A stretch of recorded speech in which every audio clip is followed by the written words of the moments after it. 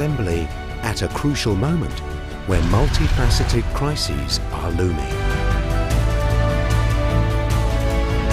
An assembly that builds on the collective will to spearhead homegrown and climate-friendly progress sets the stage for a more resilient and sustainable development and forges lasting partnerships that fend off crises.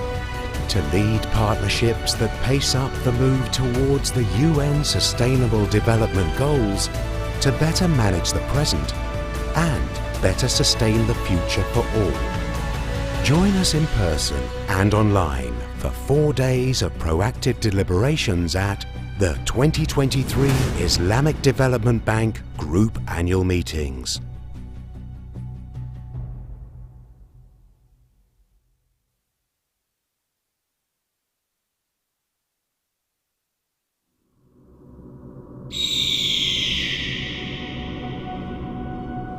From the center of one of the most magnificent civilizations on the face of the earth, that has inspired millions of people all over the world, from where vision and perseverance have turned dunes of sand into an iconic land of productivity and modernity,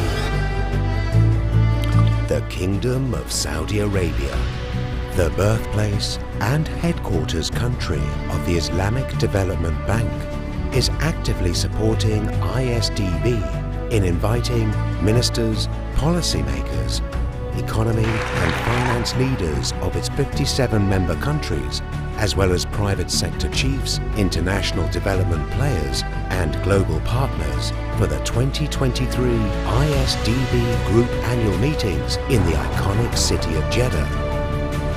Under the patronage of the custodian of the two holy mosques, King Salman bin Abdulaziz Al Saud, for yet another exhilarating high-profile assembly at a crucial moment when multifaceted crises are looming. An assembly that builds on the collective will to spearhead homegrown and climate-friendly progress sets the stage for a more resilient and sustainable development and forges lasting partnerships that fend off crises. To lead partnerships that pace up the move towards the UN Sustainable Development Goals, to better manage the present and better sustain the future for all. Join us in person and online for 4 days of proactive deliberations at the 2023 Islamic Development Bank Group Annual Meetings.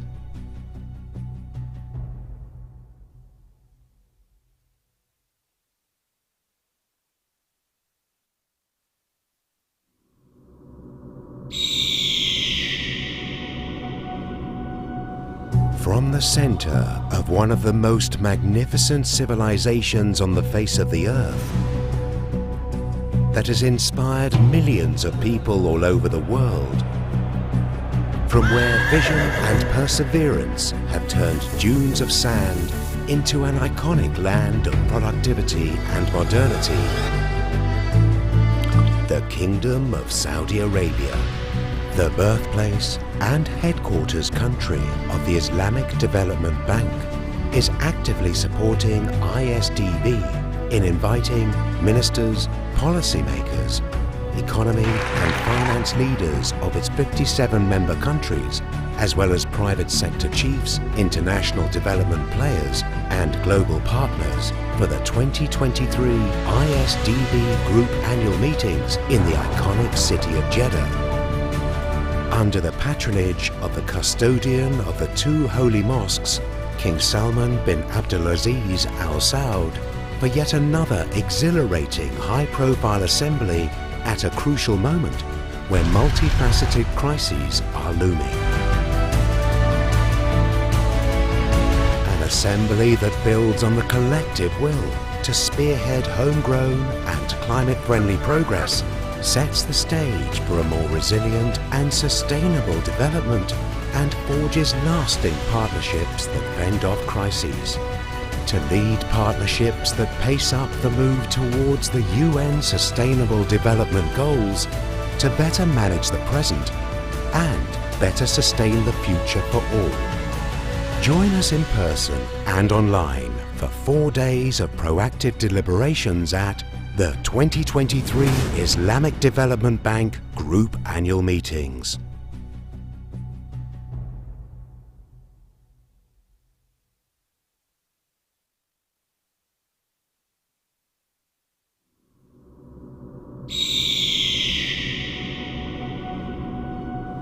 From the center of one of the most magnificent civilizations on the face of the earth, that has inspired millions of people all over the world, from where vision and perseverance have turned dunes of sand into an iconic land of productivity and modernity, the Kingdom of Saudi Arabia, the birthplace and headquarters country of the Islamic Development Bank, is actively supporting IsDB in inviting ministers, policymakers, economy and finance leaders of its 57 member countries, as well as private sector chiefs, international development players and global partners for the 2023 IsDB Group Annual Meetings in the iconic city of Jeddah. Under the patronage of the custodian of the two holy mosques, King Salman bin Abdulaziz Al Saud, for yet another exhilarating high-profile assembly at a crucial moment where multifaceted crises are looming. An assembly that builds on the collective will to spearhead homegrown and climate-friendly progress, sets the stage for a more resilient and sustainable development, and forges lasting partnerships that fend off crises. To lead partnerships that pace up the move towards the UN Sustainable Development Goals, to better manage the present and better sustain the future for all. Join us in person and online for 4 days of proactive deliberations at the 2023 Islamic Development Bank Group Annual Meetings.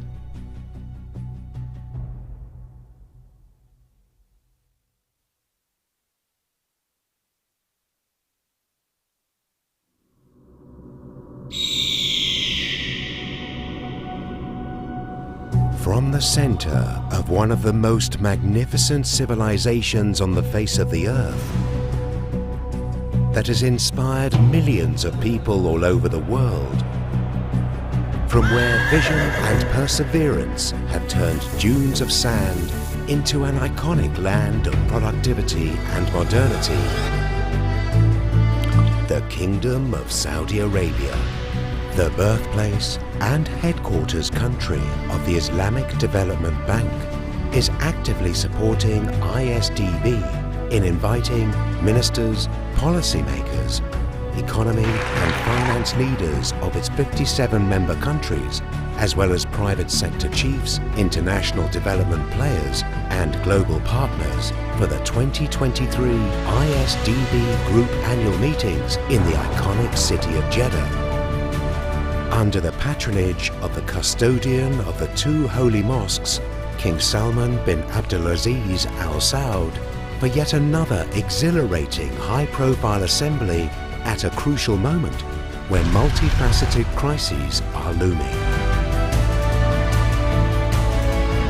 An assembly that builds on the collective will to spearhead homegrown and climate-friendly progress, sets the stage for a more resilient and sustainable development, and forges lasting partnerships that fend off crises.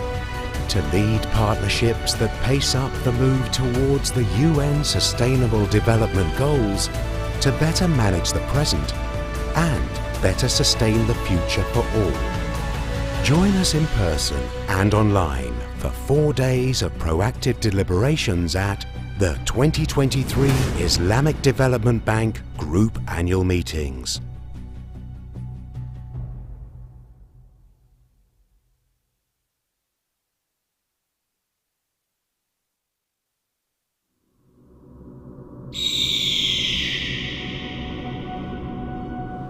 From the center of one of the most magnificent civilizations on the face of the earth, that has inspired millions of people all over the world.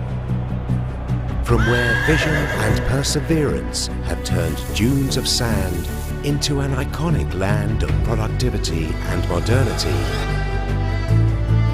The Kingdom of Saudi Arabia, the birthplace and headquarters country of the Islamic Development Bank, is actively supporting IsDB in inviting ministers, policymakers, economy and finance leaders of its 57 member countries, as well as private sector chiefs, international development players and global partners for the 2023 IsDB Group Annual Meetings in the iconic city of Jeddah.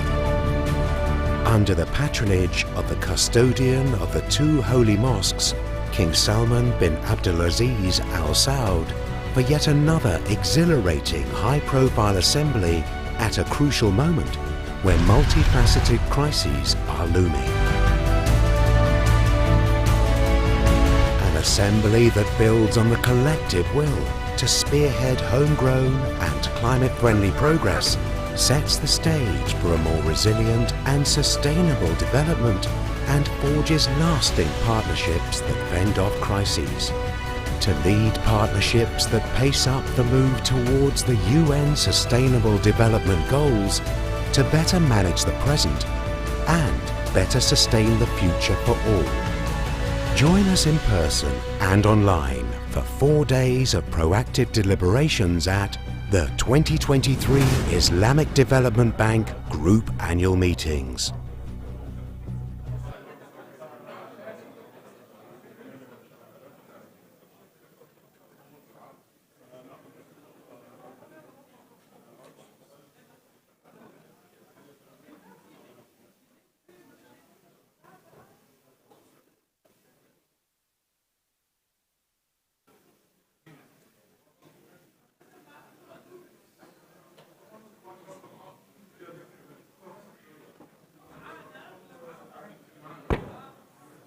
Bismillah ar-Rahman ar-Rahim.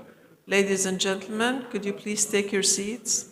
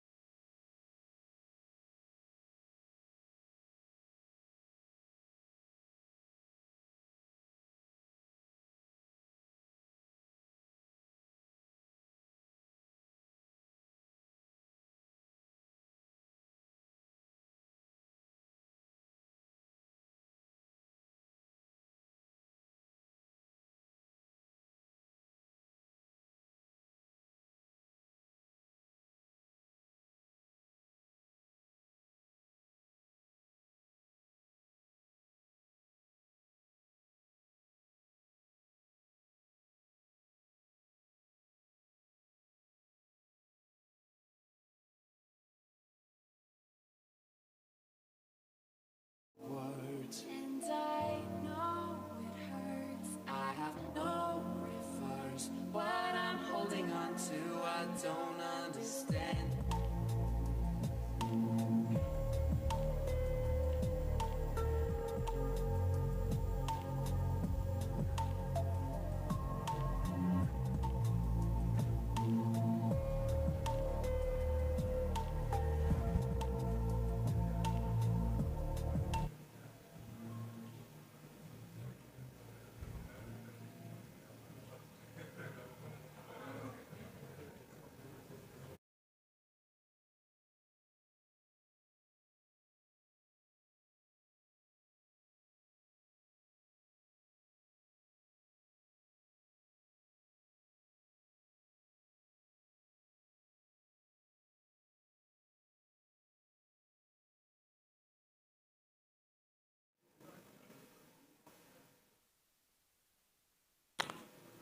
Welcome, everyone.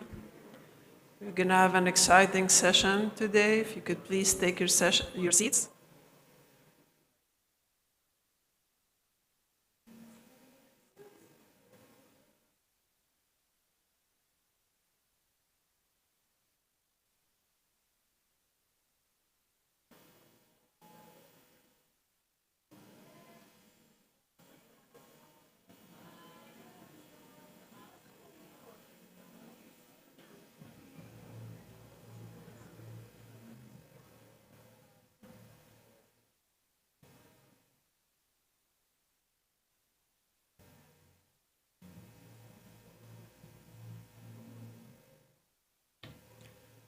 We are waiting for His Excellency, the President of the IDB Group, to arrive soon, and we'll start right away.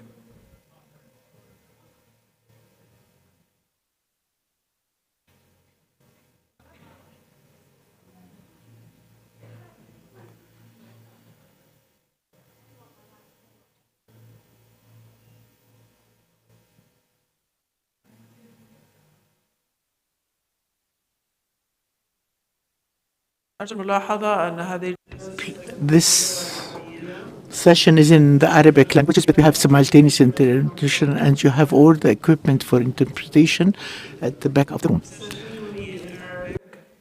kindly note. There's translation, and if you need translation equipment, it's available in the back.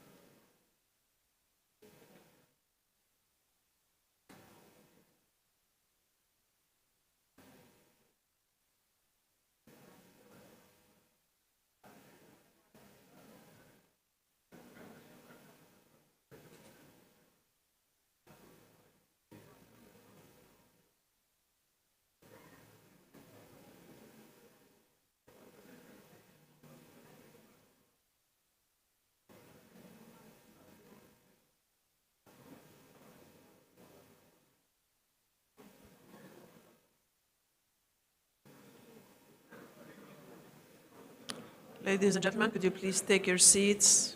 We are about to start.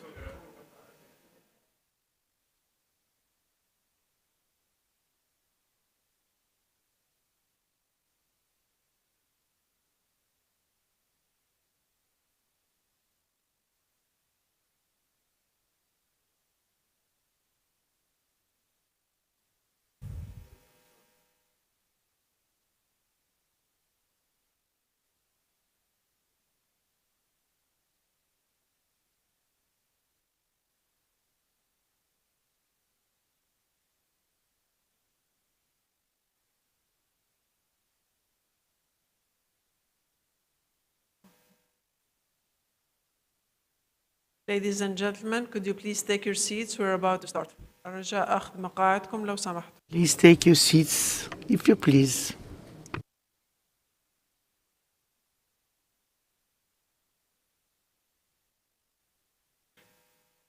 بسم الله الرحمن الرحيم. In the name of God Almighty, pray in our Prophet Muhammad and his kinsmen.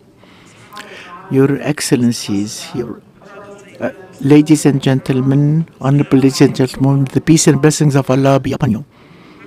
We wish to welcome you in this meeting, but before we start, I wish to your attention to the fact that it will be in Arabic, but we have interpretation service for those who want devices for the interpretation. The first channel is the Arabic, the French, and the English. In this meeting, we will launch the ISDB Group Integration Report for Arab countries, stemming from the first report that was launched in November 2022, related to regional integration among the member states of the bank. According to the indications of integration developed by the IsDB in order to have economic integration among the member states, which comprises about 22 indicators, including 5 dimensions: the commercial and investment, the integration in the financial markets, the networks of production and links and logistics, and human movement and integration institutionally. We will deal at the beginning with presenting a short film about the new report, and it is related to integration in the Arab countries based on the methodology of the indication of integration. The film is in the Arabic language, but it is on the location of the bank in Arabic. But before we put this film to you, it is an honor for me to invite the president of the ISDB, Dr. Mohammed Suleiman Al Jasser, to deliver his statement. You have the floor, sir.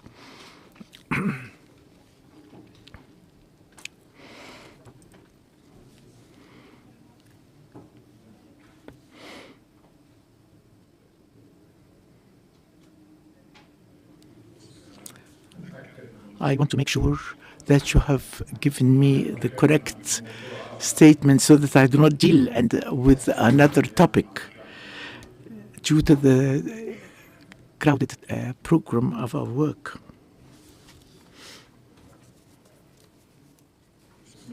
In the name of God Almighty, the compassionate, prayer and be on the best of our messengers and prophets, Prophet Muhammad, his kinsmen, his friends, and all who have followed them in goodness until the day of judgment. Your Excellencies, honorable ladies and gentlemen, our honorable guests, may the peace and blessings of Allah be upon you. It is a pleasure for me at the outset of this statement to welcome you, all of you, in this seminar organized on the occasion of the launching of the report of the IGSB group related to integration among the Arab countries. Through that, we seek to discuss the results of that report and to deal with the different aspects of cooperation and regional integration in the Arab region and the means of their enhancement. It is a pleasure for me to welcome you with this group of experts and the representatives of the Arab countries and the different regional organizations taking part in this seminar, hoping for them the success of those activities in order to realize our objectives. Honorable participants, the enhancing of cooperation and integration among the member states as a basic task for which the ISDB was established.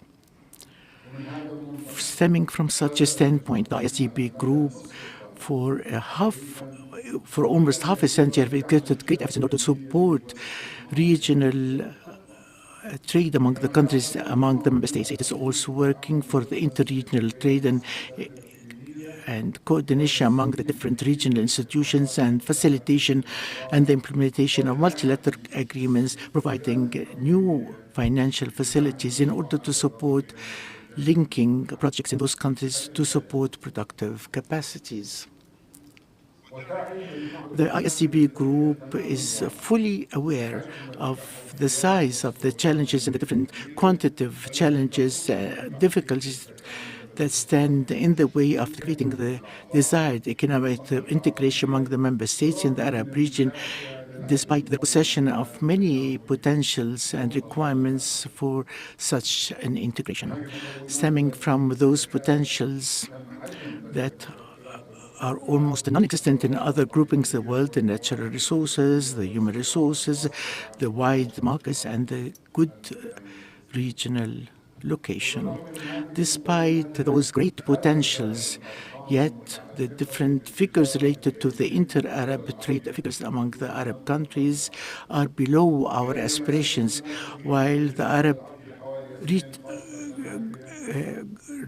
growth reaches approximately about $2.8 million at the present rate, and it does not exceed 3% of the global GDP, which has reached $97 trillion almost. Economic integration among the Arab countries paves the way to raise the level of economic revenue and increase its contribution in global economy. Within this context, we are working in order to overcome obstacles and make use of the available opportunities at the regional and international levels in order to give advance for regional cooperation and integration. And we also support all the efforts which would realize an effective environment to support the inter-Arab region, the Arab range, in addition to the implementation and activation of the Arab Investment Agreement in order to expand inter-Arab integration. While we are meeting today in this very important forum with an elite number of experts and decision makers and specialists in order to launch this report for Arab economic integration and the discussion of their findings and their conclusions, we greatly hope that the findings of that report would result in greater efforts in order to promote trade and investment in the Arab region and to realize the hopes of the future generations in a better future. One of the most important results of this report is that the level of economic integration among Arab countries in general has not witnessed a noticeable change during this period from 2010 to 2022. Yet we notice that there is an upward trend in the integration of the Arab financial markets among the new regional groups included in the report. The performance of the ISDB group and the GCC countries is the highest as a result of the relative success in the terms of financial market integration. This may be attributed to some extent to the technical region 0.54%, about 54%. It is highly greater than the different indicators in the semi-regional Arab economic regions, about 0.34%, which is about 34%. And perhaps this is the reason because of the low level of the Arab economic integration in those countries. The most important reasons behind the low level of Arab economic integration is to the limited production base and the low level of added value and the similarity in production patterns, which explains the trend towards foreign methods with the strong and diversified production at the expense of the inter-Arab trade. Also, it is worth mentioning that the complexity of the different administrative priorities required to clear goods from with the policy, in addition to the high cost of transportation, freight, and insurance, as the cost of export in the Arab region is about $442 compared to $136, about threefolds in the countries of Organization for Economic Cooperation and Development, OECD. In the light of the conclusions of that report, trade and investment integration are considered to be two vital areas through which the ISDB group can support member countries in the Arab region while focusing particularly on the effective implementation of regional agreements aimed at facilitation of trade and investment. We in the ISDB group are fully aware of the importance of regional integration and its economic benefits for the member states, which include improving the efficiency of the market and thus achieving more economic growth. As you are aware, strengthening the infrastructure that connects countries is of great importance in strengthening inter-trade exchanges and as well enhancing traffic among member states, particularly in the field of transport, energy, IT, communication, and technology. In this connection, I register with satisfaction the great improvement of land and air connectivity within the Arab region during the past years, yet it is important to underline that the limited rail connectivity in the Arab region is a very important area that requires more attention. There is another important element, that's facilitation of trade, because of the great role it can play in dropping the prices of trade dealings. Many studies have indicated that the costs of bilateral trade among countries of the Middle East region and North Africa are double folds of the cost in the European Union, particularly especially among the trade among Arab countries. Therefore, there is a need to simplify and to harmonize the relevant border procedures, with the new elements that would be in keeping with international standards and criteria. Within this framework, the IGSB group seeks as much as it can to study and finance projects that are of impact on the facilitation of trade, such as projects related to the infrastructure and networks of transport in all their kinds, such as roads, railways, ports, and airports.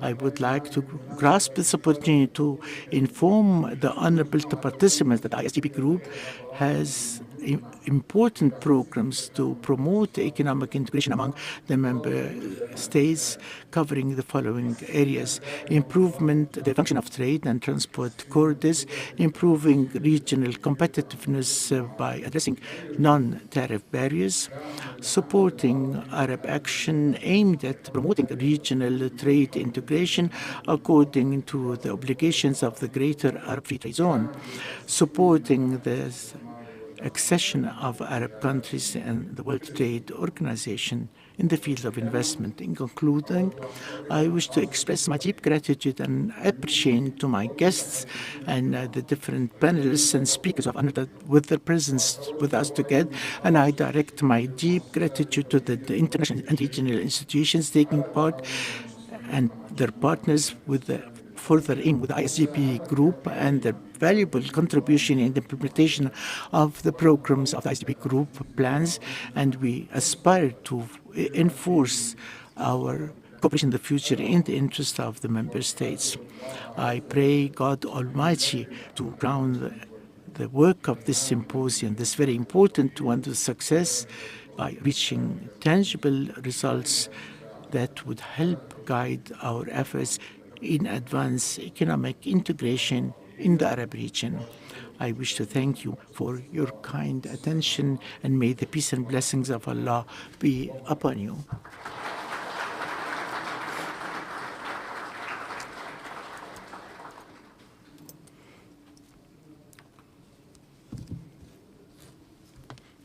ISDB Group Integration Report for Arab Countries 2023.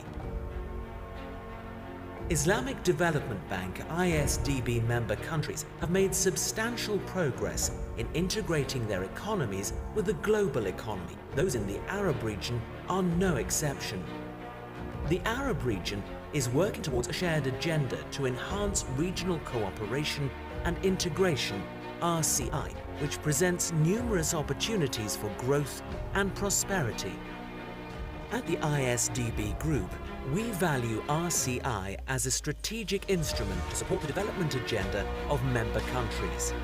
That's why, to track the progress of economic integration among our member countries, we have developed the ISDB Integration Index.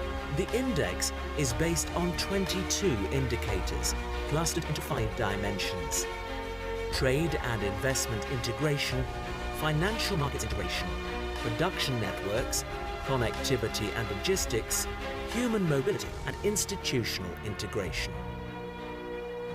We present the latest index findings for the Arab region in the ISDB Group Integration Report for Arab countries, which shows that although the level of intra-Arab integration was steady in the period 2010 to 2022, some indicators have improved significantly. The most significant improvement has been in financial markets integration. Trade and investment integration is emerging as a major area where the ISDB Group can support the Arab region. We have generated index results at both the country and the regional level, providing insights to help Arab member countries step up their development efforts to grow together in a more deeply integrated region.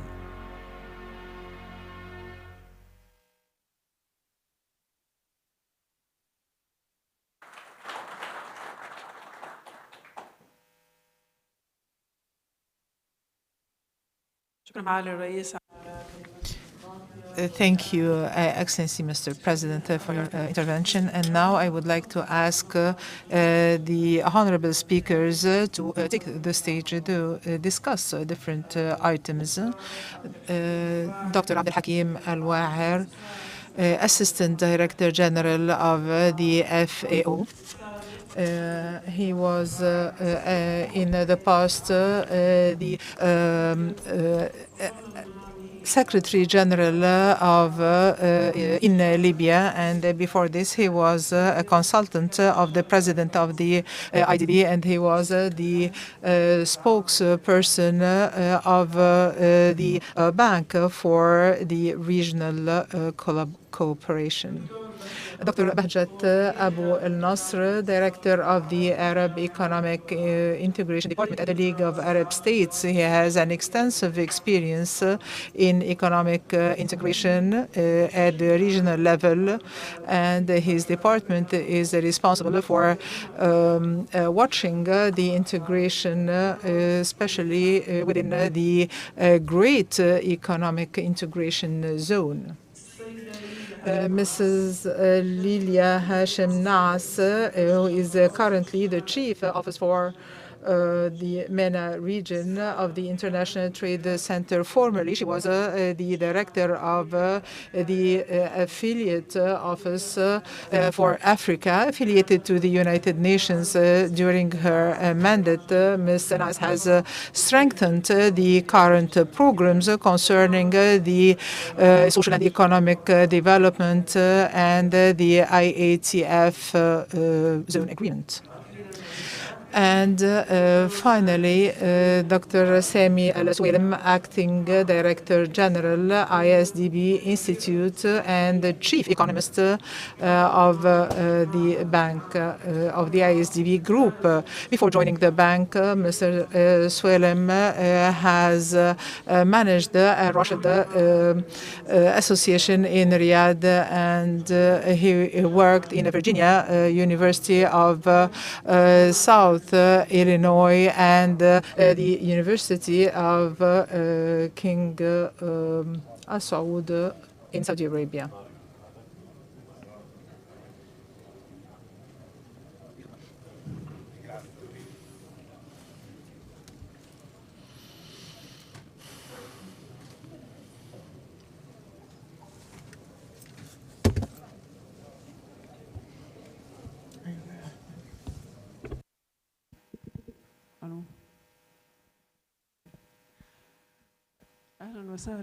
You are almost welcome. We will start this session, and we are looking forward to having an interesting discussion, especially that the report is underlining very important items concerning the integration between the Arab countries. I will start with you, Dr. Al-Wa'a. What are the major challenges in the region? I know it's a broad issue, but maybe we can focus on some issues to show how economic integration can help the food security in the Arab region.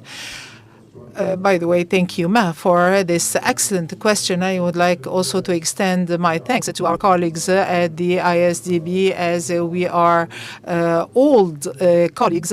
And personally speaking, they are dear to my heart, and at the professional level, even before I joined the ISDB and the FAO during my work within the African Union. This issue of regional integration, we always have questions on this issue because it has to do with some sensitive political issues, and we are always talking about economic integration to focus on the economic aspect of it.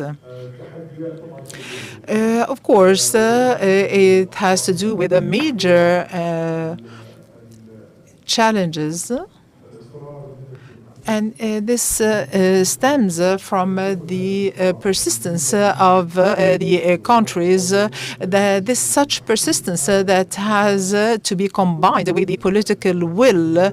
Otherwise, all efforts and actions might not lead to effective results. Furthermore, circumstances compel the countries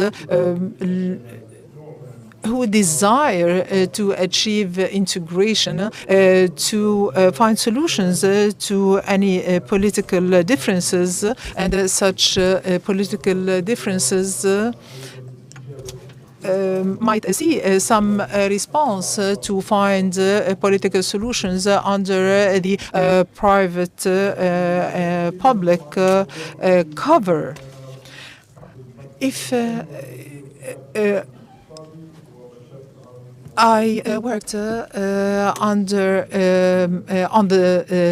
the issue of index of economic integration under the strategy of the ISDB for economic integration.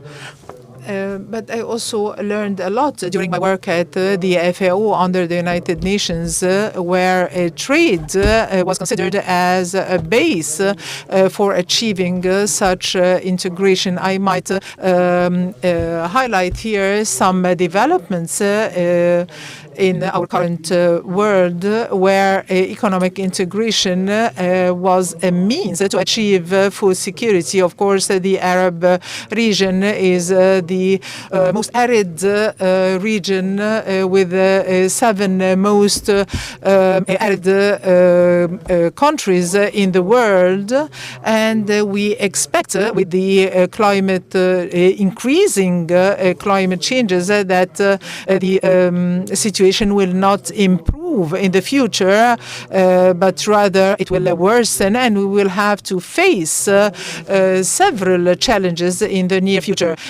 Of course, this is coupled with water resources scarcity and the urban encroachment and the overpopulation, which is increasing the challenges that the Arab countries are facing, which requires necessarily to open or to have more opportunities for economic integration between the countries that we are calling the river basins countries, because these countries specifically are known for the water profusion, and they are specifically Iraq, Syria, Egypt, and Sudan, and some more fortunate countries in North Africa, especially Morocco, given its geographical location and their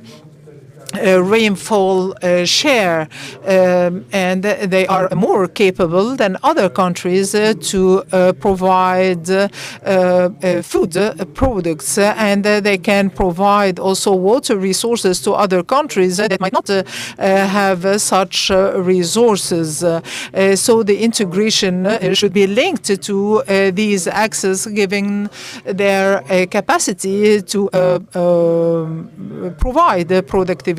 And this leads us to the main components of economic integration in the first studies. And I noticed the main pillars. The economic integration is based on three pillars. Of course, the trade in terms of facilitation of trade and liberalization of trade. Secondly, investment, including the financial markets and the financial flows, and accordingly the bank transactions, and also as a third pillar, the infrastructure and the connectivity between the countries. Connectivity, investment, and trade are the main components of any economic integration. The FAO has a major role, as Mr. President has underlined, and 40 or 50% of such role has been achieved in the Gulf countries between the financial markets. Given that the financial market movement does not require any infrastructure for trading, it requires connectivity, but not a means of transportation.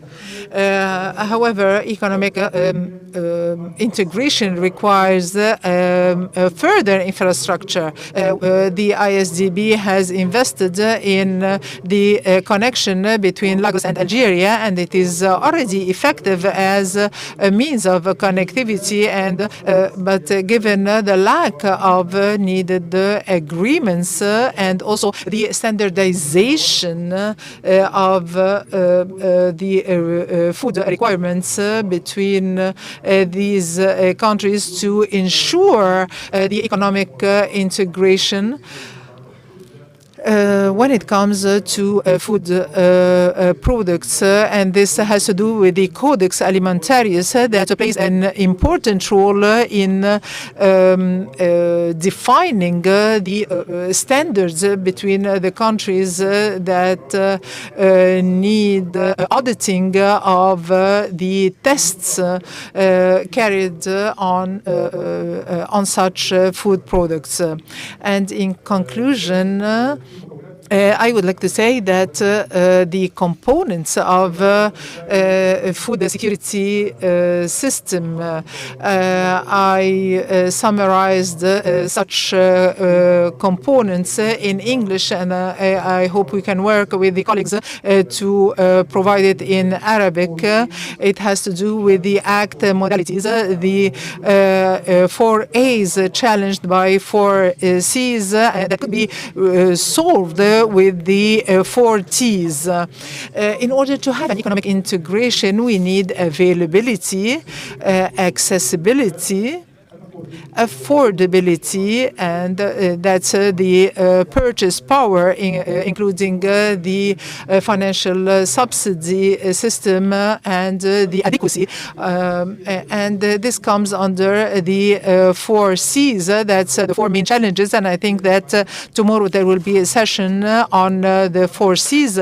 We have the climate changes. Secondly, the conflicts, as we have 30% of the Arab region under conflict, and the crisis from COVID-19 to Ukraine crisis, and finally the earthquakes in Turkey and in the region, and other economic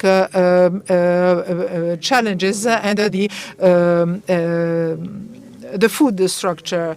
Well, the solution is based on 4 Ts to start with. Technology as investing in technology and the existing research and techniques, and then comes trade. Connectivity is very important, and then tapping the local resources where we should invest in local potential, and then the trade and how we consume our food. It's important that the integration system be based on competitiveness and the comparative edge of each country. Thank you, Dr. El-Waer, for this global overview. You mentioned that the country, the region has the most arid countries, but also some of the most fertile countries, whereby comes the importance of trade integration. Dr. Waer has spoken of the political will. The strengthening of economic integration requires political will, and it exists. How can we encourage economic integration in the region? At the outset, I would like to thank the ISDB for having organized this important session and for the report that they are launching, and I would like to thank you for this excellent question. Maybe the political support before I joined the League of Arab States, I always talked about the integration, and this term, even the academic people say that we don't have any economic integration, but I totally disagree. I will speak of some developments in the region because the impression that we have, as most of the people say, that we don't have any economic integration. I will give you some aspects of the developments that took place in the recent years. From my work closely with the Arab region, I can say that, of course, the concerned management or leadership is the one responsible for the integration. I will give you some developments on the Arab economic integration to show you and to highlight the political will and support. We had difficulties in agreeing on the rules of origin.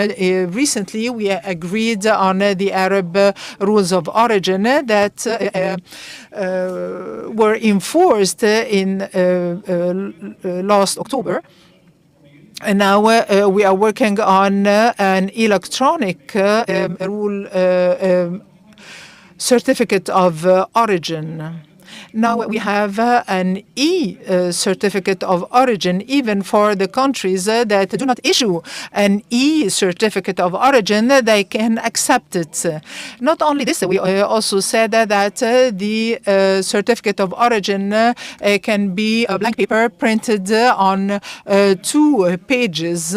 And if it was not for the political support, we couldn't have achieved this. So this is a major development and advancement that shows that there is a political will. Secondly, there is the trade.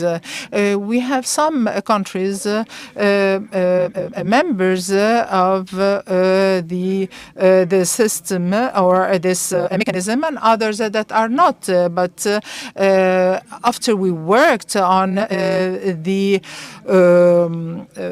trade mechanism, more countries have joined the mechanism, and it should be enforced in January 2025.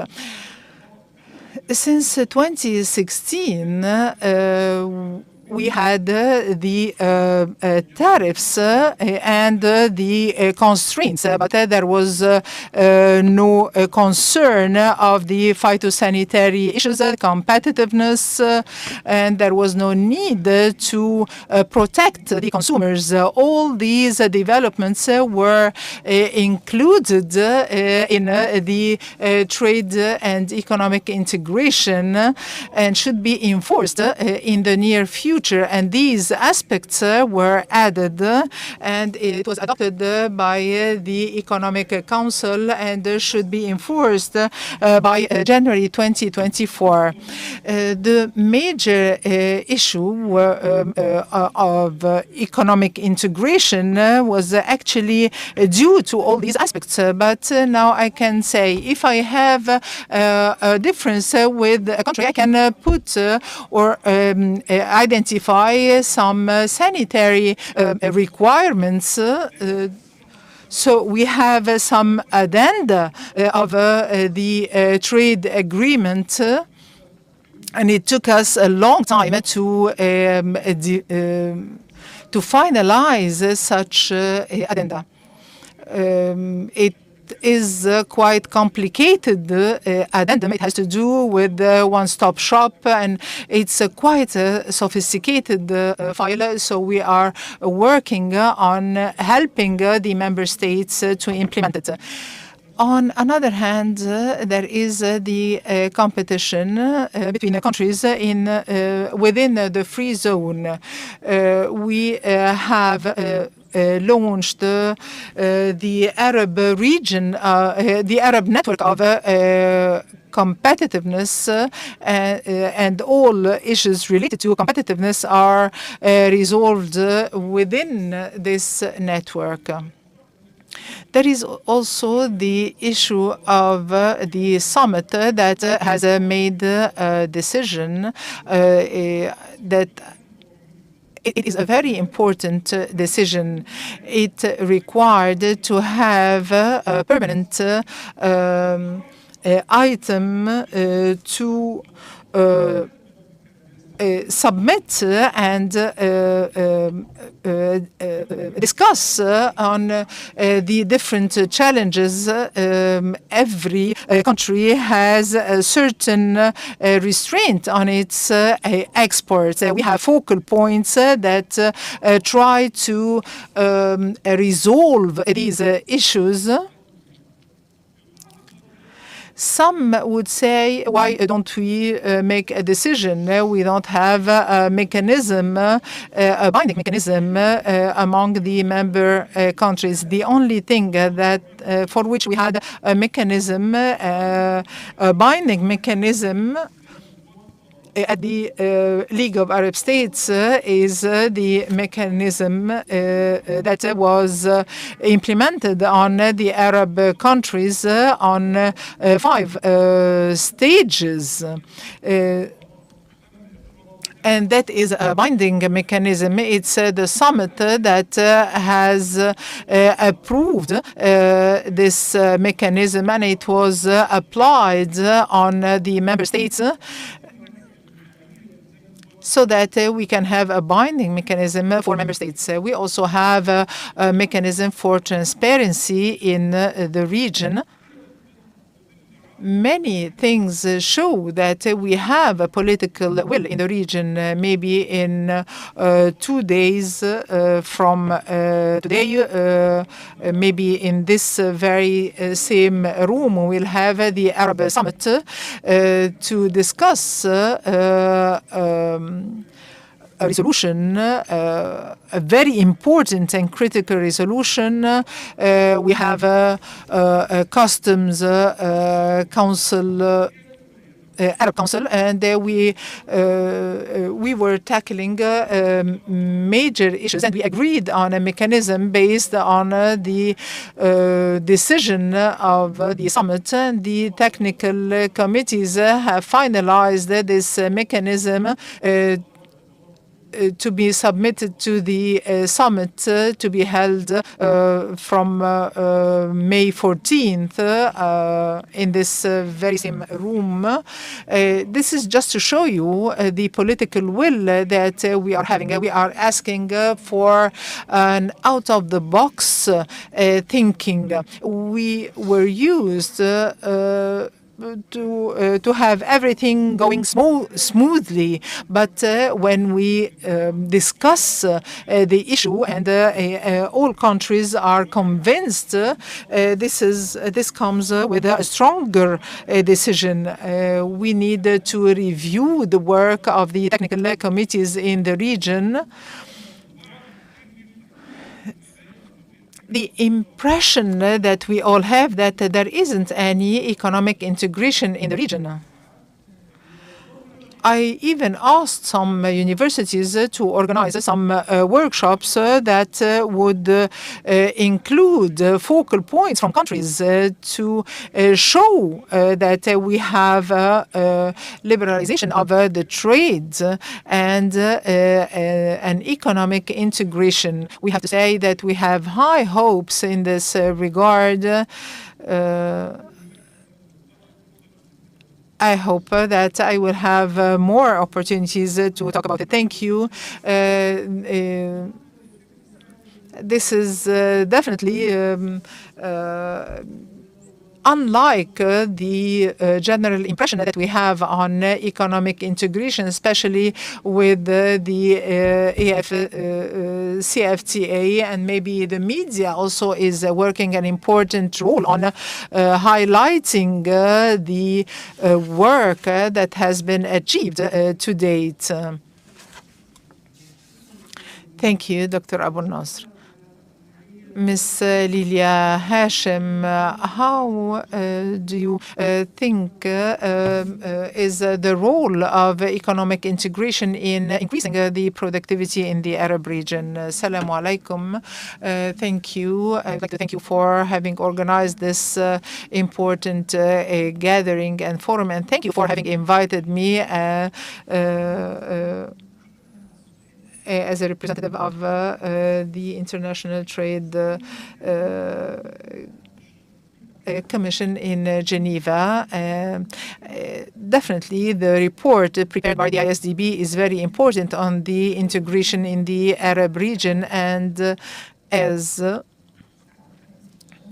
His Excellency, the President of the Bank has said, trade is one of the key components of regional integration.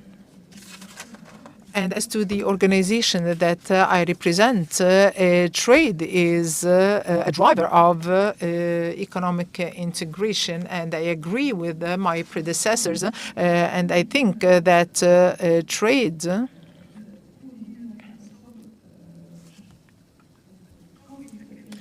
is actually strengthening the regional integration and a driver that would create job opportunities and integration in the Arab region. This leads to the question, how can all Arab countries strengthen and enhance the harmony between all Arab countries and their integration? We wanted to have an approach on strengthening integration between the Arab countries under the EFCFTA and the intra-African trade. But the research that we did is analyzing the inputs and outputs.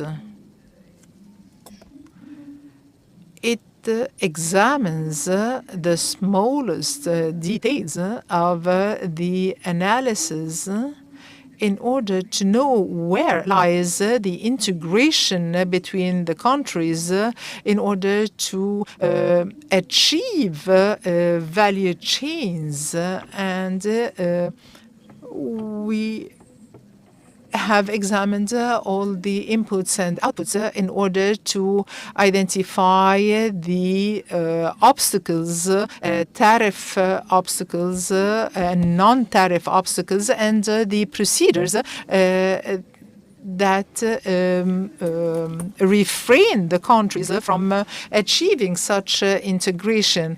As you have said, sir, along with the political will, there should be a cooperation with the private sector and the businesses that should agree on the same path to adopt. In this respect, we take into account the obstacles of integration. We can examine a case by case and see how we can harmonize the work of all countries. We can also take advantage of experiences of other countries. For example, in the Gulf countries, there is a better integration at the financial level and at the trade level in other countries. Yes, of course. And we have some complications at the nearshoring and reinsurance level. And the opportunities that are offered to the Arab countries is primarily in the service area that creates more opportunities at the integration level to help in the regional integration and to ensure sustainable development and create better opportunities for countries in at the trade level. Building upon this issue, the International Integration Center is working on this. But speaking of the Arab region specifically, as we have seen the ISDB report, but from the perspective of the Trade Center, what would be the perspective? We noticed that there are several constraints and obstacles in the Arab countries. There are non-tariff procedures and some requirements are changing that are unexpectedly happening. And of course, businesses cannot work as such. They need transparency and they need stable procedures to develop, including the rules of origin, of course. But they need to be implemented. The implementation of trade agreements. But unfortunately, free trade agreements are not usually applied in all countries. There has to be trainings and there has to be updates. So there has to be integration in the different countries so that we can have a harmonious application and implementation. And there are many obstacles in the Arab countries that we can work on. And we need to eliminate and to reduce those obstacles. Some of these hindrances and obstacles are inside the country. So countries should work on reducing the internal hindrances and obstacles. And this would certainly encourage more trade. But unfortunately, the Arab region is always described as the region that have the most non-tariff measures and obstacles that we need to work on to achieve regional integration. Thank you very much. Ms. Lily, as you have said, probably we have the systems in place, but they are not implemented. Thank you. What you have said is totally right, but immediate decisions with immediate implementation is a new system that we started. So we resolved this problem and we established a mechanism for transparency whereby the Secretariat should be updated with any new measures. But the problem is that the private sector is not following up, and chambers of commerce in Arab countries are not playing the role to update the region with the latest. For example, on the website, X country would change its measures, and it will be available on the website. But this is not known to the concerned parties. As for the private sector, I want to give a small example about the difference between the actual implementation and the knowledge. I was once with one of the cement production companies in Egypt, and we were discussing some matters, and they were saying that they export their products and they pay tariff fees. I told them you can export without paying tariffs. So knowledge was absent. So how to communicate with the private sector, how to inform the private sector with the latest updates. And as for the rules of origin, it has to be applied because we already have them since 2020, and they are on the systems of the customs posts. So it is applied. So this is another problem, the communication between the government entities and the private sector. So this leads us to Dr. Swalem. What is missing in Arab countries to benefit from intra-trade opportunities in the region? In the name of Allah, the most merciful, the most gracious. Thank you, Ms. Maha. And I reiterate my thanks to the colleagues in IsDB group for their great efforts in issuing this report. And we thank all the participant institutions and all the institutions interacting with us today. I wish to make reference to one reality, which is after the Second World War, Europe moved towards economic integration because they found or they realized that economic integration is a safety valve that would prevent the repetition of the world or the reoccurrence of the World War, because they went through the scourges of war twice, and they found and realized that the best way to achieve stability and strong relations between countries is through economic integration. So economic and trade integration play a big role in achieving the stability of economies and building the wealth of countries. Indeed, in the Holy Quran, there are numerous references to trade. Even in the Holy Quran, there is the concept of trade, which is used to talk about the strength of our belief.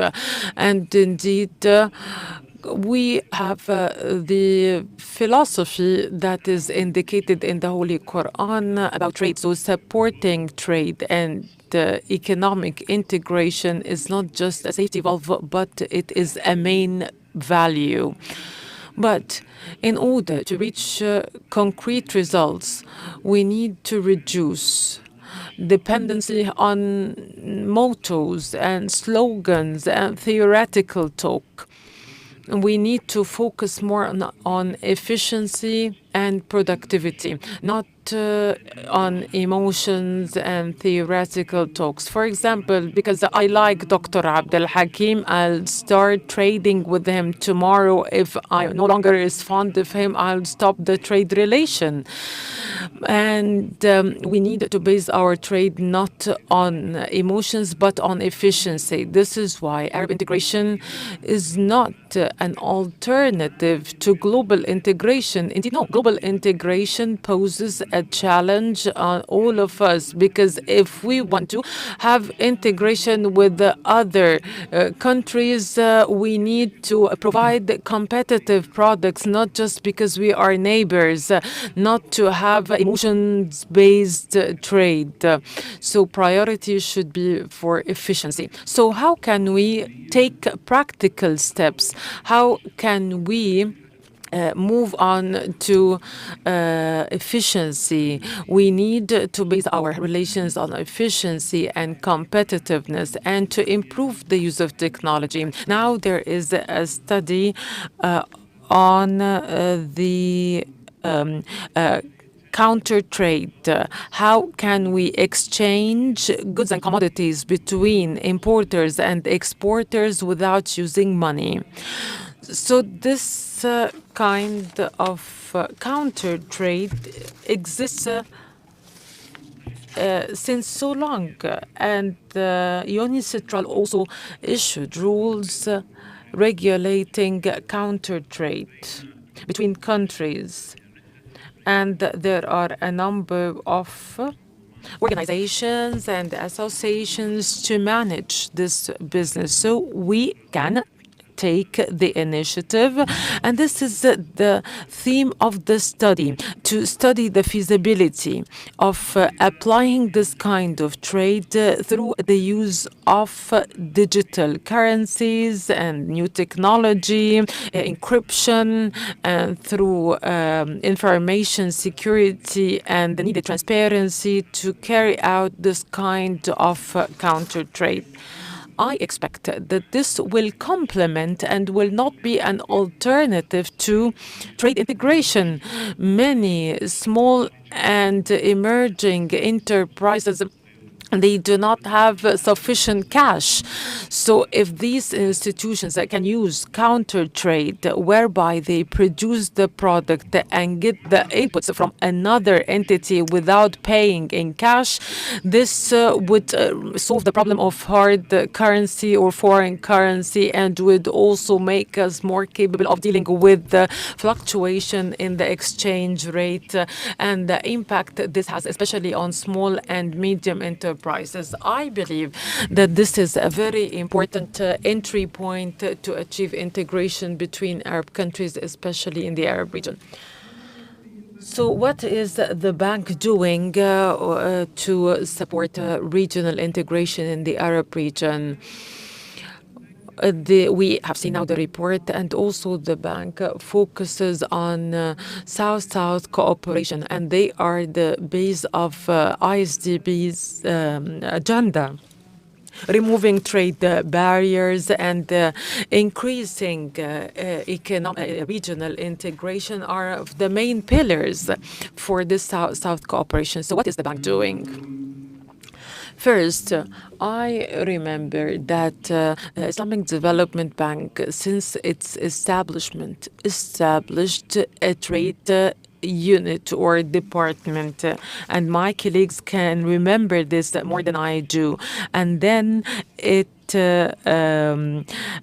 developed to be ITFC. So the Islamic Development Bank was the only development bank that included trade as one of its main activities. And late King Faisal was one of the pioneers of Islamic integration. So Islamic Development Bank has always been a pioneer in supporting integration between member countries. And there has always been numerous mechanisms to enhance and boost integration between member countries. And also there were numerous efforts in the field of capacity building, human resource development, and the bank has a long experience. I don't know how to translate reverse linkages, but there is a long experience the bank has in reverse linkages. So this emphasizes that we always benefit from the different experiences that Arab countries has. Thank you, Dr. Soueila. If there are any questions from the floor, I can ask Dr. Al-Waher a question. You've mentioned that there are many barriers facing intra-trade, including customs tariffs, organizational barriers, in addition to the political and security situation in some countries. But it is also greatly related to infrastructure.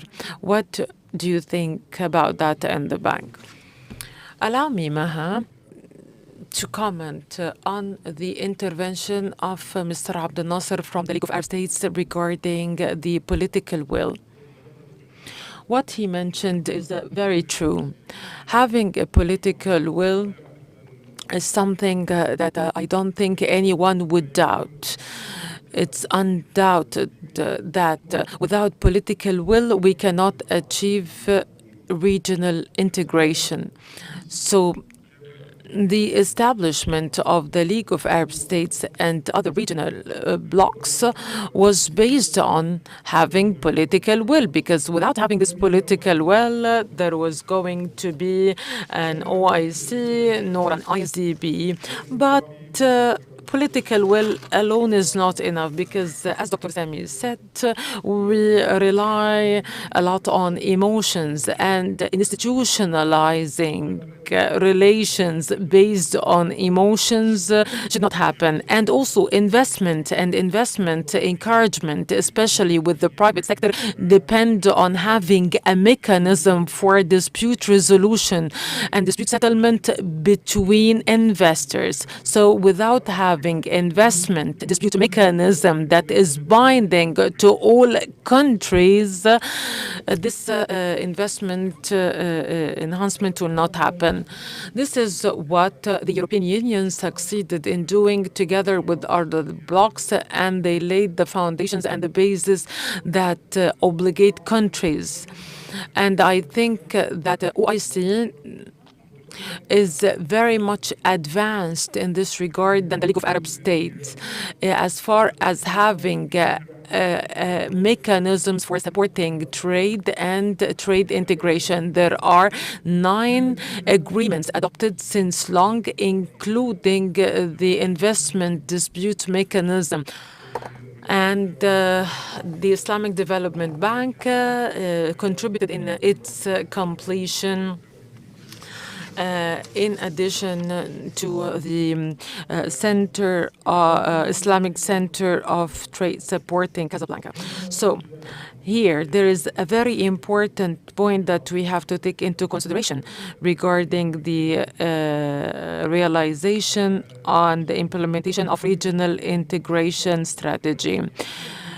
Islamic Development Bank is one of the pioneering institutions in the region that takes South-South cooperation and regional integration and trade as main principles that the Islamic Development Bank depends on. So all the programs starting, and all the history, starting from transforming the Trade Department into ITFC and other steps that were taken throughout history. All these are efforts that many countries are trying to do like now. So trade poses a great challenge, and the private sector is a very important driver, because the private sector is faster than governments, and it creates great opportunities. I gave an example, but I didn't delve into details to prevent or to avoid political sensitivity. But I want to say that there are countries in the Arab region that has political disputes and disagreements for so long. And as a result of this, there is total absence of trade exchange between these two countries. And we succeeded in establishing trade relations between the private sector in both countries. So there are different realities, and there is now another scenario whereby the private sector can play a role. And now e-commerce and created great opportunity for creating relations and establishing relations. In the past, it was not easy to know what are the opportunities available in the neighboring countries. But now through e-commerce and through technology, this has become much easier. And we can now see that there is an increase in trade exchange. And this is not due to an increase in the political will, but due to the increase in the trade system in general. I will talk about my specialization since I work in FAO. I was asked in Kuwait, what are the opportunities of Kuwait in the future to achieve food security through the available resources? And I was live on air, on TV, and I responded directly that if Kuwait wants to achieve food security through exploiting its internal resources, this might be impossible. And if it is achieved for a certain period of time, it will not be sustainable. Sustainability means to invest in supporting intra-trade between neighboring countries, not to depend on exports from Australia, Argentina, or other countries, but sustainability should be through investing in the Arab region and to support trade and mobility and to standardize the measures adopted. This is a technical issue. Lilia worked in the past with the World Trade Center to standardize phytosanitary measures, because if there are differences or discrepancies between the countries that have an agreement, things will not move fast. But if they have standardized measures, movement will be quicker. So these are very important technical issues, but they have a huge impact on the long term to facilitate trade. Thank you very much. Are there any other questions?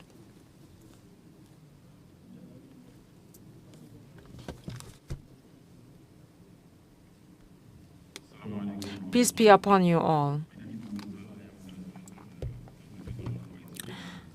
Of Trade, YC organ based in Casablanca, as said by Dr. Abdul Hakim. Just to raise the awareness, we have tremendous opportunities in the Arab countries. We have agribusiness in the North Africa, cereals, we have fruit, we have also vegetables and fisheries. And in Gulf countries, we have renewable energy, we have also oil and gas, we have also construction materials, we have also fertilizers in North Africa and also in some other countries in the Middle East. We have tourism, we have renewable energy, we have many things to do together. Now, why said in the morning by His Excellency Dr. Jasser, we have many of trade and investment is oriented not with the Arab countries but others. The intra-trade between Arab countries is about 14% in the last 5 years. And the trade is about 1.7 trillion. It is tremendous opportunity from Arab countries. I think the issue is, as said by Dr. Al-Hamid, as OIC, ICDT, and IDB, we are already in finalizing our rules for investment treaties. The second will be held in Dakar in July, inshallah. And at ICDT also, we have also another program for women empowerment. We will have the IDB group in Morocco in July, how we can empower also women in international trade in collaboration with IETC and the TFO Canada. And we have also, as said by Dr. Al-Hamid, fairs and exhibitions for the benefit of Arab countries. The next will be in Lahore next June. And we have also a specialized like a health expo in Dakar in June. And also we have a cotton in Cote d'Ivoire to help how we can enhance our trade and investment between Muslim countries. Just to summarize, I think it will be good for Arab League and ITC and IDB group and ESCOA and other countries working for other countries to have on an annual basis investment forum. Just dedicated to Arab and business forums. It will help private sector to join us for enhancing the integration. Thank you very much. Thank you. Thank you very much. I'll take other interventions. There was one question here and one over there. There's one here.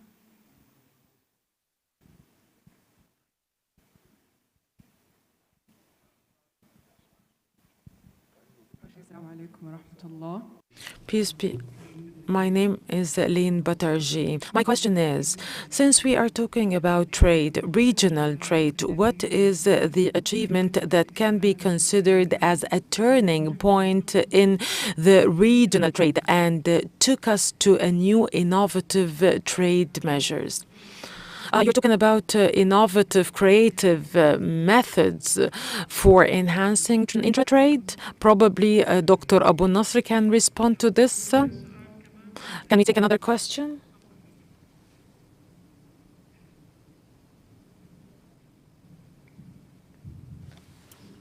Peace be upon you. Sameh Hussein from Islamic Development Bank. We've talked about the successful experience of the European Union in achieving economic integration, and I don't think that this is dependent on having prior planning.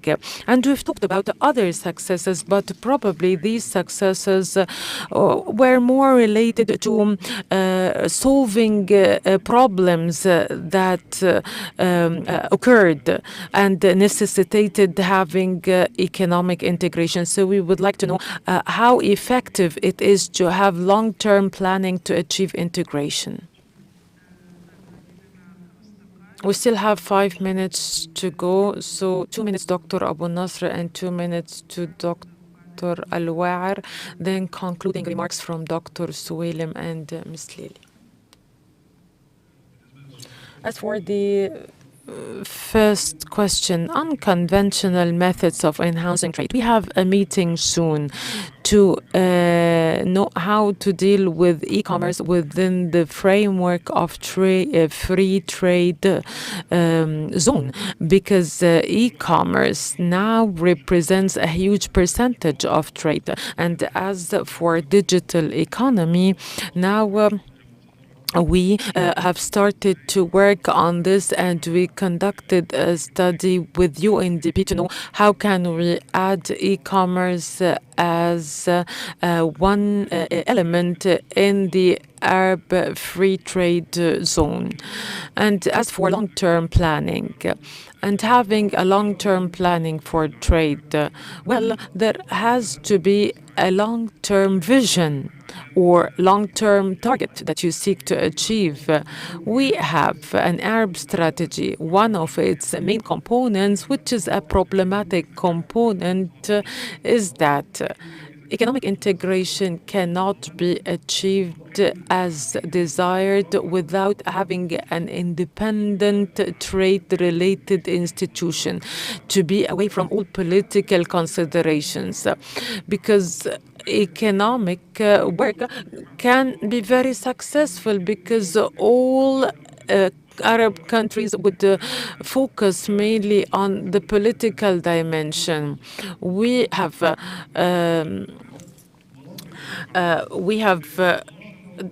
12 sector in the service agreement, and indeed in the European Union we have a very successful experience, and unless we have an independent institutional framework to work on economic integration in the Arab region, I don't think we would achieve a lot.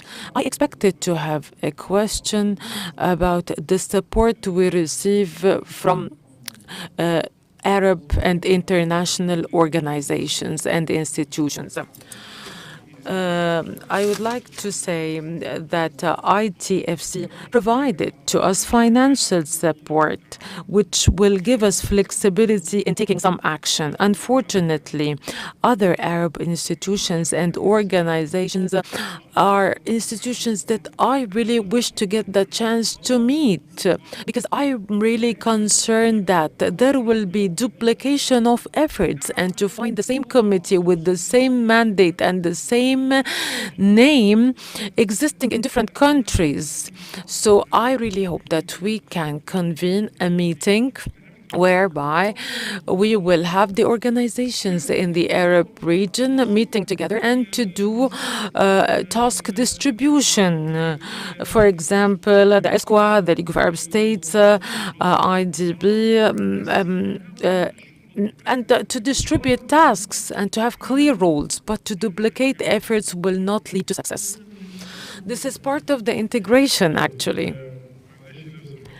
Please, if you allow me. Another very important topic. I would like to tell you very honestly and very frankly. There is no successful experience that we can all refer to or depend on. We have only some successful experiences or successful attempts. And we also have in the Arab region the issue of emotions. We rely on emotions. And Dr. Samah talked about a very important point, that Arab integration is part of global integration. As for transit of trade, I found that OIC has an agreement, the African Union has an agreement, and the League of Arab States has an agreement on the same topic. So you will find the country obliged or committed to 3 different or 4 different agreements on the same issue.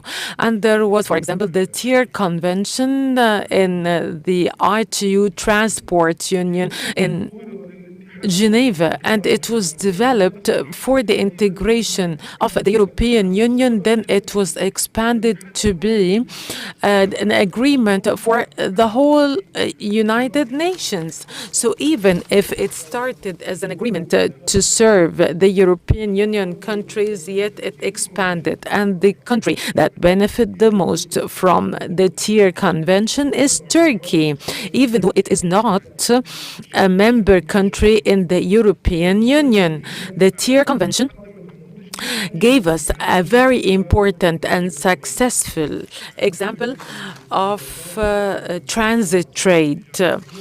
For those who know the basis of trade, we have Algeria-Lagos corridor that would connect Bamako with N'Djamena and Lagos.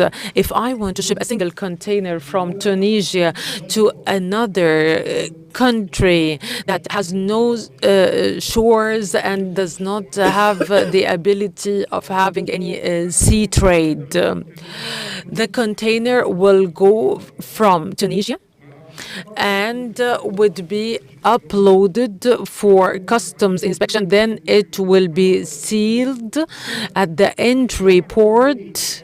Then in the exit port, it will go through the same process. And I will take a document that indicate that the shipment has moved, and I have to wait for 3 or 6 months until I get back the deposit that I paid in advance. And the same process will be repeated in Algeria. So for a single container, I can pay a lot and I would get my money back after 3 or 6 months. This is, of course, if we exclude the corruption that happens a lot with trade activities.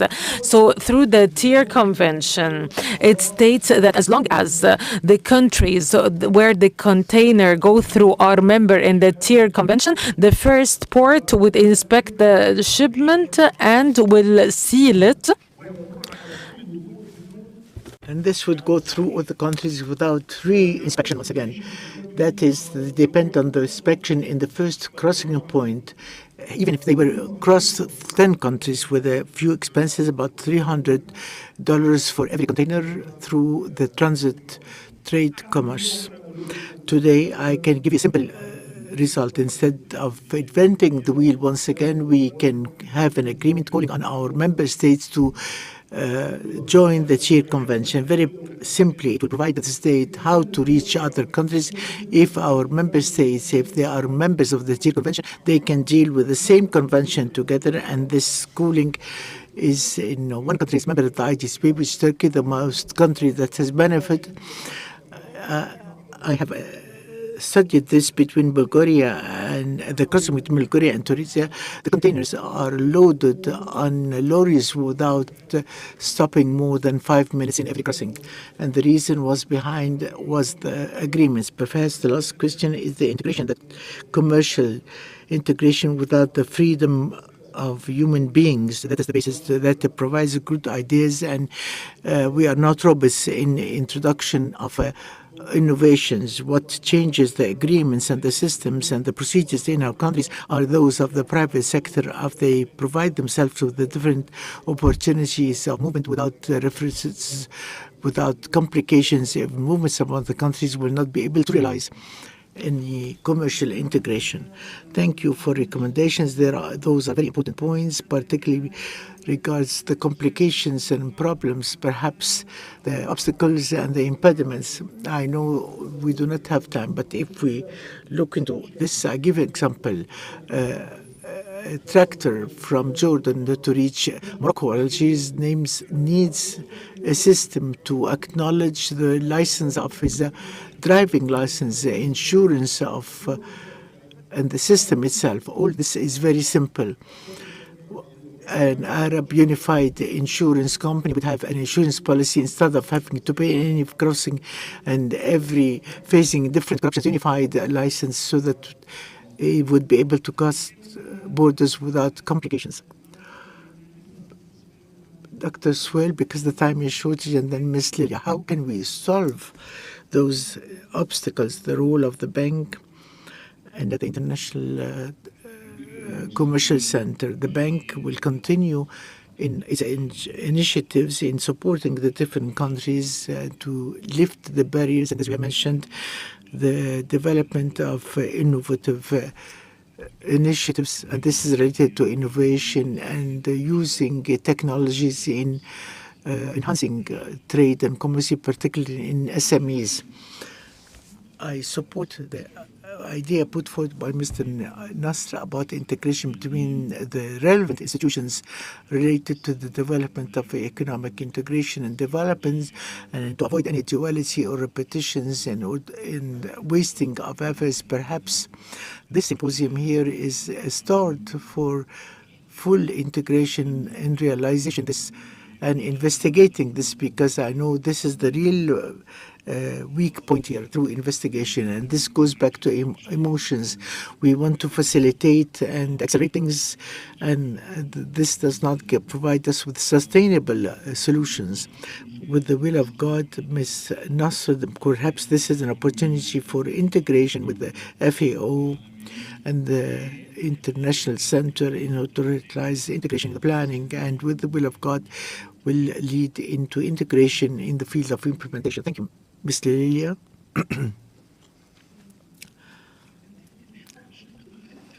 You have given me an opportunity. I want to say that we conclude from what we say today is a partnership, is the necessity, and this is what will provide us with the stronger and better results. Partnership should be based on concrete needs and are well known to work upon. Let us go to the example, with the chain of value that we spoke of with the African countries, a chain of values that is possible for Africa, and would include countries in the continent of Africa only and not outside of Africa.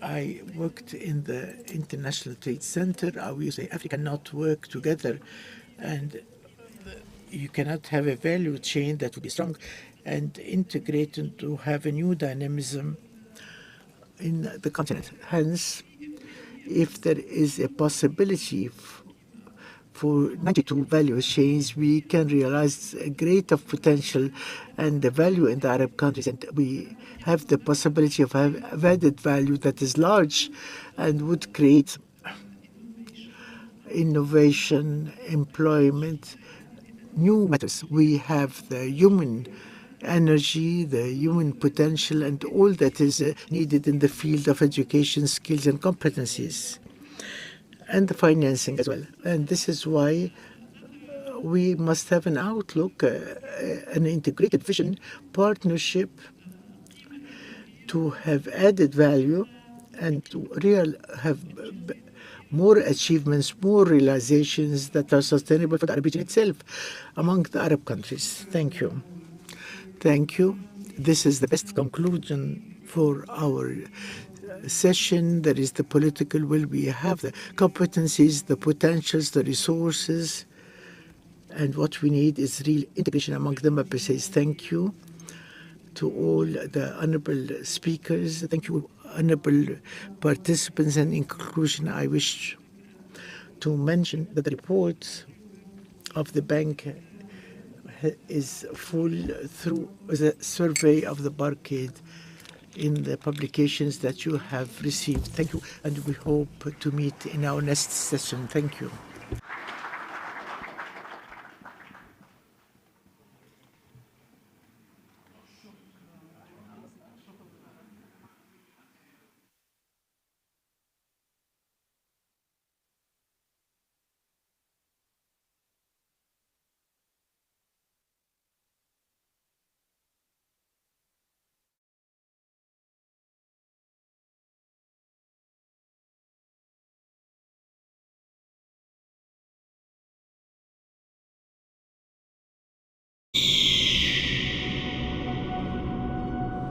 From the center of one of the most magnificent civilizations on the face of the earth that has inspired millions of people all over the world, from where vision and perseverance have turned dunes of sand into an iconic land of productivity and modernity,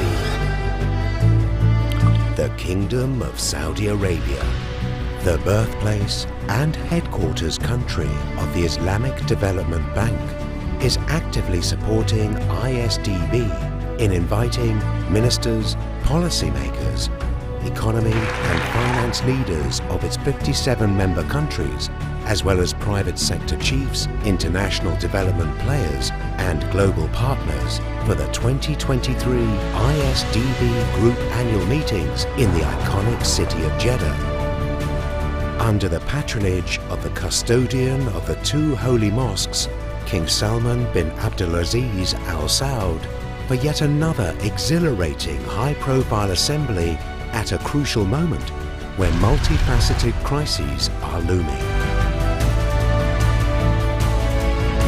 An assembly that builds on the collective will to spearhead homegrown and climate-friendly progress, sets the stage for a more resilient and sustainable development and forges lasting partnerships that fend off crises.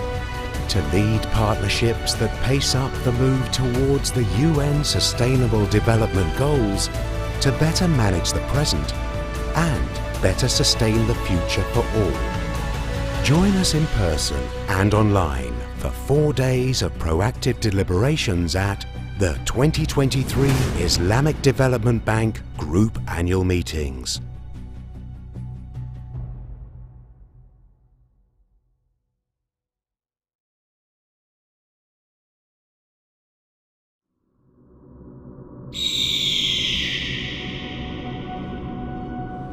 From the center of one of the most magnificent civilizations on the face of the earth, that has inspired millions of people all over the world, from where vision and perseverance have turned dunes of sand into an iconic land of productivity and modernity, the Kingdom of Saudi Arabia, the birthplace and headquarters country of the Islamic Development Bank, is actively supporting IsDB in inviting ministers, policymakers, economy and finance leaders of its 57 member countries, as well as private sector chiefs, international development players and global partners for the 2023 IsDB Group Annual Meetings in the iconic city of Jeddah, under the patronage of the custodian of the two holy mosques, King Salman bin Abdulaziz Al Saud, for yet another exhilarating high-profile assembly at a crucial moment when multifaceted crises are looming. An assembly that builds on the collective will to spearhead homegrown and climate-friendly progress sets the stage for a more resilient and sustainable development and forges lasting partnerships that fend off crises. To lead partnerships that pace up the move towards the UN Sustainable Development Goals, to better manage the present and better sustain the future for all. Join us in person and online for 4 days of proactive deliberations at the 2023 Islamic Development Bank Group Annual Meetings.